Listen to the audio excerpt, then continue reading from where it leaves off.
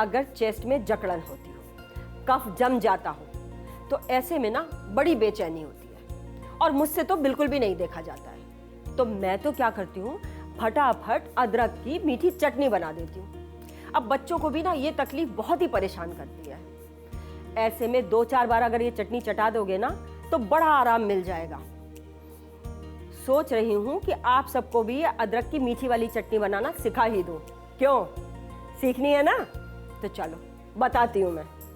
एक काम करो, आप अदरक का 2 चम्मच रस ले लो, उसमें 1 चम्मच शहद मिला लो और इसको अच्छी तरह से मिला के इस मिश्रण को रात को सोने से पहले पी लो। देखना रातों रात ठंड पै जाएगी।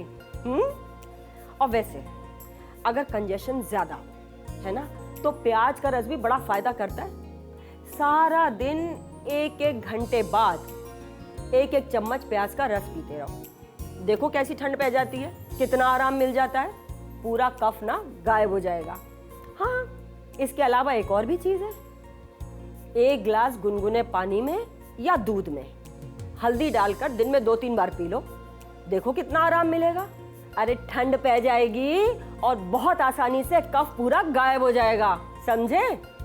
अभी मैं चलती हूँ, फिर मिलूंगी आप लोग से आकर के यहीं केयर वर्ल्ड टीवी पर दादी के नुस्खों के साथ।